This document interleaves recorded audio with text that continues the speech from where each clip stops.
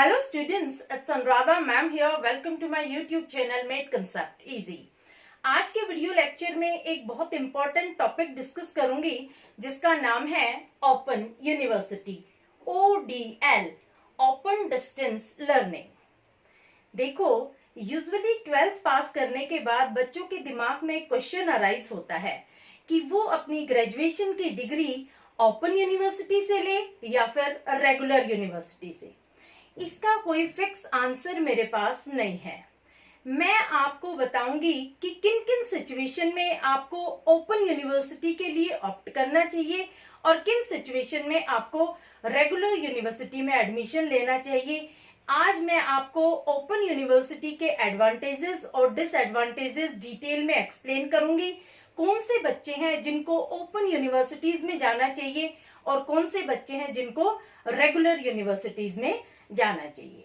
देखो, जो बच्चे 12th पास आउट होने के बाद अपने किसी पर्सनल इश्यू की वजह से जॉब करने लग जाते हैं, चाहे वो पार्ट टाइम जॉब हो चाहे वो फुल टाइम जॉब हो, अगर वो जॉब करने के साथ साथ डिग्री भी हासिल करना चाहते हैं, उन बच्चों को ओपन यूनिवर्सिटी में एडमिशन लेना चाहिए।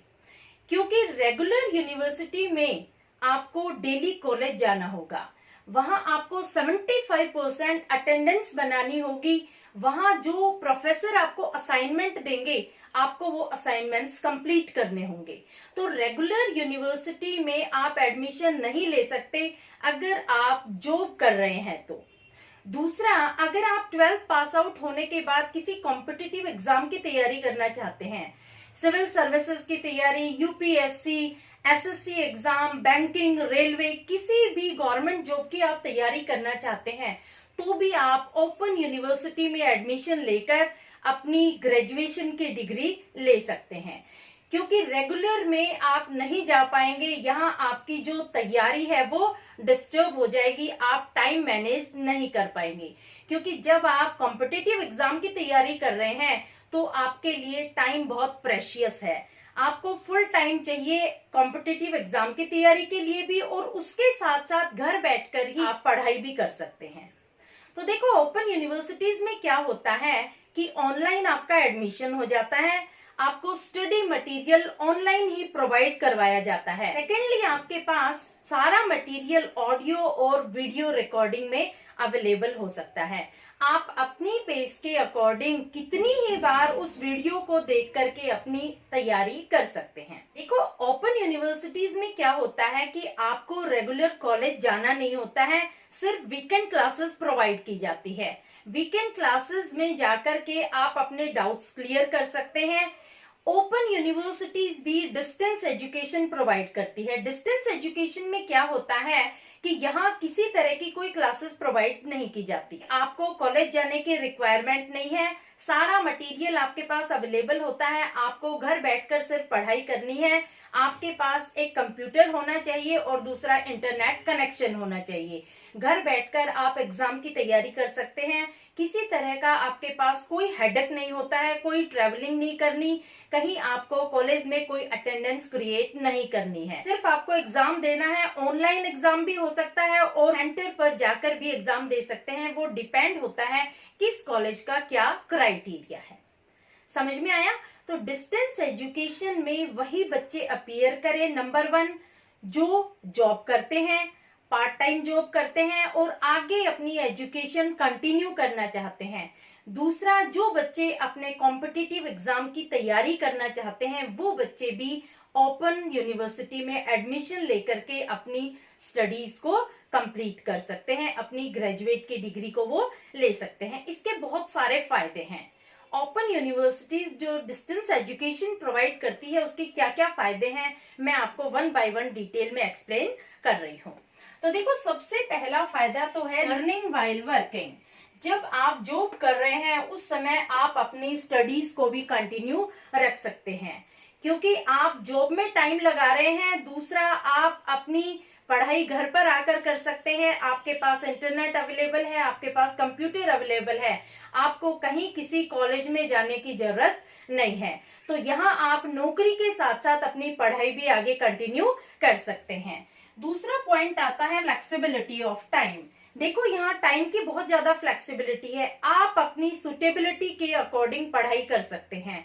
यहाँ आपको कोई फिक्स टाइम नहीं है पढ़ाई करने का। अगर आप दिन में जॉब कर रहे हैं तो आप पढ़ाई रात को कर सकते हैं। आप अपने अकॉर्डिंग जैसे आपको टाइम सुटेबल होता है उसके अकॉर्डिंग आप अपना टाइम मैनेजमेंट कर सकते हैं और उसके अकॉर्डिंग आप अपनी पढ़ाई का शेड्यूल बना सकते हैं कि किस टाइम मुझे कितने घंटे पढ़ना है। Next point is economical. देखो ये जो एजुकेशन सिस्टम है ये बहुत ही कम फीस लेता है। डिस्टेंस एजुकेशन में आपको जो फीस होती है वो बहुत कम देनी पड़ती है in comparison of regular colleges. दूसरा यहाँ जो कन्वेंस का है, डेली आना जाना है, वो भी आपका बच जाता है। और भी बहुत सारे खर्चे होते हैं रेगुलर कॉलेजेस में, वो सारे आपको यहाँ नहीं करने पड़ते। यानी ये स्टडी ऑफ सिस्टम बहुत ज्यादा इकोनॉमिकल है। इसके बाद आता है नो कम्यूटिंग। कम्यूटिंग का मतलब होता है ट्रेवलिंग।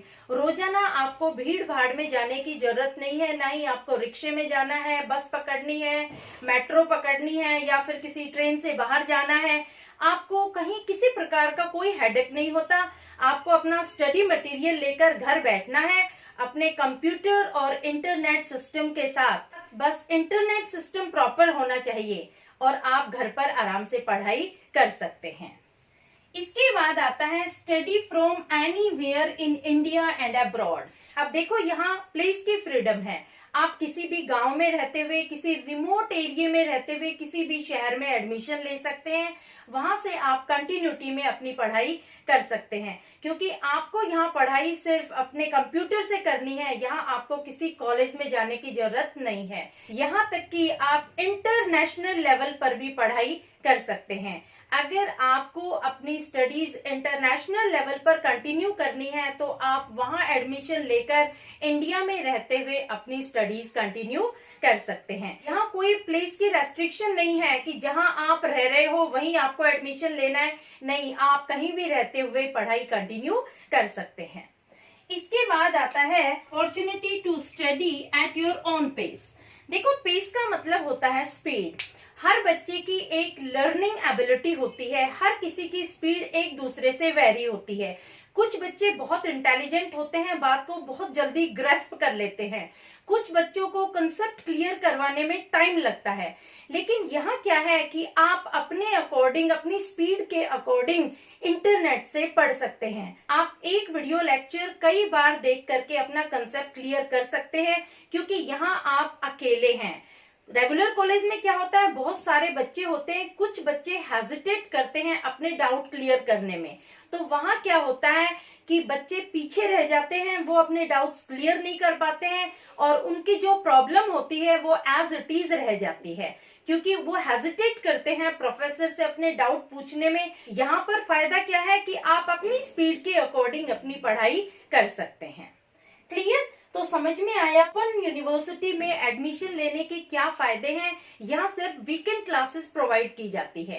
देखो ओपन यूनिवर्सिटी और डिस्टेंस एजुकेशन, इसमें भी फर्क है थोड़ा सा।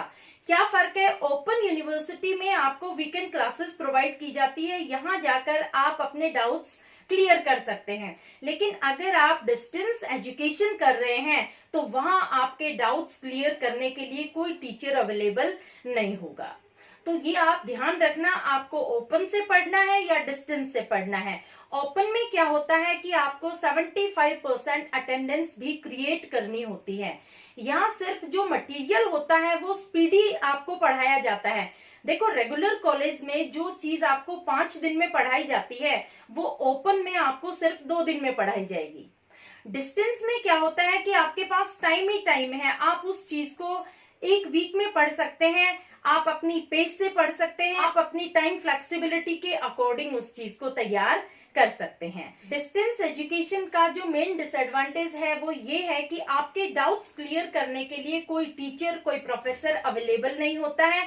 ओपन में क्या होता है कि आप अपने डाउट्स इकट्ठे करके सैटरडे और संडे जो क्लासेस होती हैं उनमें आप अपने डाउट्स अपने टीचर से क्लियर कर सकते हैं। अब देखो डिसएडवांटेजेस समझा रही हूँ। सबसे पहला है lack of learning environment and competition. अब देखो जब आप अकेले पढ़ रहे हैं तो आप किससे compete करेंगे? ना कोई क्लासमेट है, ना कोई आपका कलीग है। यहाँ पर जो लर्निंग एनवायरनमेंट है वो बहुत कम होता है, क्योंकि देखो पढ़ाई जब हम करते हैं तो एक दूसरे को देख करके करते हैं। ह्यूमन टेंडेंसी है कि कोई मेरे से आगे नहीं निकलना चाहिए।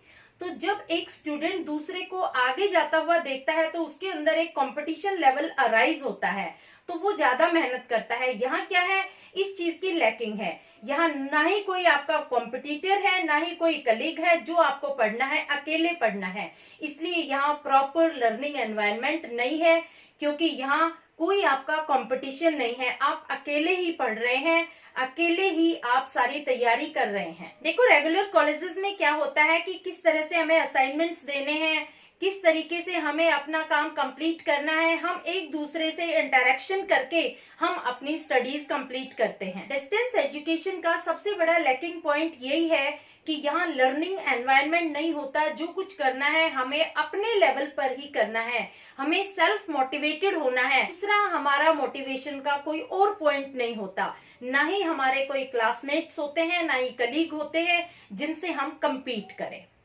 Clear? Next point is no interaction with professors. देखो यहाँ क्या होता है कि आपका टीचर या प्रोफेसर के साथ कोई इंटरेक्शन नहीं होता, यानी अगर आपके कोई डाउट भी हैं तो वो आपको अपने लेवल पर ही क्लियर करने हैं। रेगुलर कॉलेज में क्या होता है कि अगर आपको कोई डाउट्स अराइज हो रहे हैं, कोई प्रॉब्लम्स आ रही हैं, तो आप अपने लेक्चरर से, अपने प्रोफेसर से वो क्लियर करवा सकते हैं। यहाँ क्या है, आपको अपने लेवल पर ही अपने डाउट्स क्लियर करने हैं। ये भी बहुत बड़ा इसका लैकिंग पॉइंट है, क्योंकि सारा प्रेशर आपके अपने माइंड पर है, आपको कोई असिस्ट करने वाला नहीं है। नेक्स्ट डिसएडवांटेज है job market do not accept online degree. देखो ये सबसे बड़ा लैकिंग पॉइंट है। यहाँ प्रेफरेंस हमेशा रेगुलर कॉलेज के स्टूडेंट को मिलता है। जब आप डिग्री लेके जाते हैं, अगर एक रेगुलर कॉलेज का बच्चा है और आप बैठे हैं, तो दोनों में प्रेफरेंस रेगुलर कॉलेज के बच्चे को मिलेगा, क्योंकि जो प्राइवेट सेक्टर है वो ऑनलाइन डिग्री इजीली एक्सेप्ट नहीं करता। तो ये सबसे बड़ा डिसएडवांटेज है, आपके पास डिग्री होने के बाद भी आपको जॉब इजीली नहीं मिलती है। Next point is hidden cost. देखो यहाँ पर एक्सपेंडिचर बहुत ज्यादा होता है। जब हम डिस्टेंस एजुकेशन करते हैं तो यहाँ हिडन कॉस्ट है, खर्चा ज्यादा होता है, लेकिन वो दिखता नहीं है। कैसे? आप कंप्यूटर खरीदेंगे, लैपटॉप खरीदेंगे, इंटरनेट कनेक्शन लेंगे, वो सब काफी एक्सपेंसिव है। तो ये कॉस्ट हिडन है, यानी हम कहते हैं कि ये जो एजुकेशन सिस्टम है ये इकोनॉमिकल है, लेकिन वास्तव में ये एजुकेशन सिस्टम में भी काफी एक्सपेंडिचर होता है। Next point is lack of practical knowledge. देखो यहाँ थियोरेटिकल नॉलेज मिलती है, आपको प्रैक्टिकल नॉलेज नहीं मिलती, क्योंकि जब आप रेगुलर कॉलेज से अपनी ग्रेजुएशन की डिग्री कर रहे हैं या आप पोस्ट ग्रेजुएशन की डिग्री कर रहे हैं, तो कॉलेजेस क्या करते हैं कि इंटर्नशिप भी प्रोवाइड करते हैं।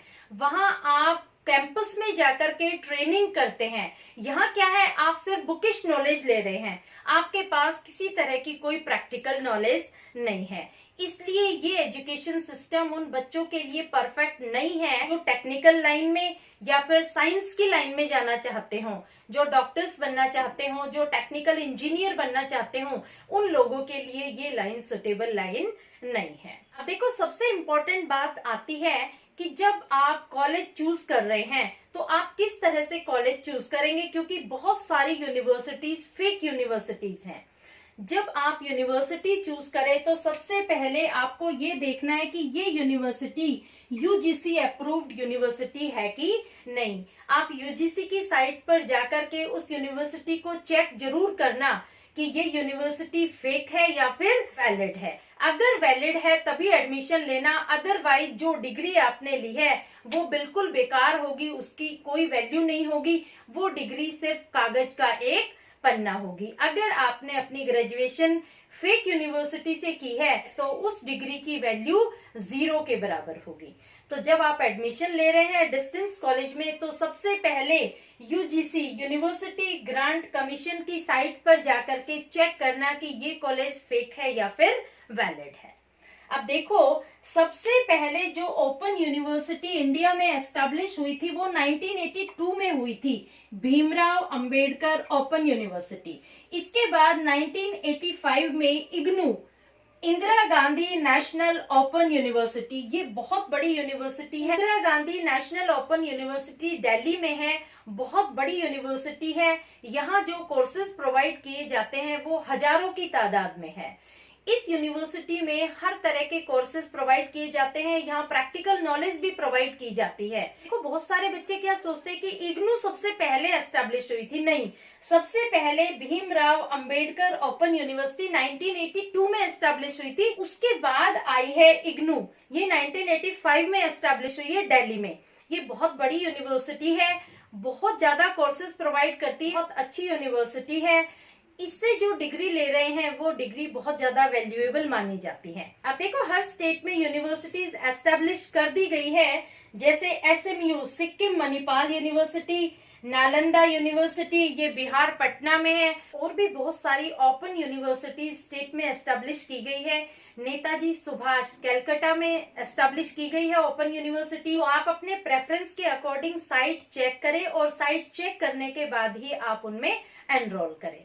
होपफुली आपको ये सब पॉइंट्स क्लियर हो गए होंगे कि कौन से बच्चों को ओपन यूनिवर्सिटी में एडमिशन लेने चाहिए। देखो, अब मैं एक बात बताऊंगी, जिन बच्चों को एडमिशन ओपन यूनिवर्सिटीज में नहीं लेना चाहिए वो कौन कौन से बच्चे हैं। वो बच्चे जो बहुत ज्यादा ब्रिलियंट हैं, जिन्होंने बहुत हाई ग्रेड्स अचीव किए हैं, उनको रेगुलर कॉलेजेस में जाना चाहिए।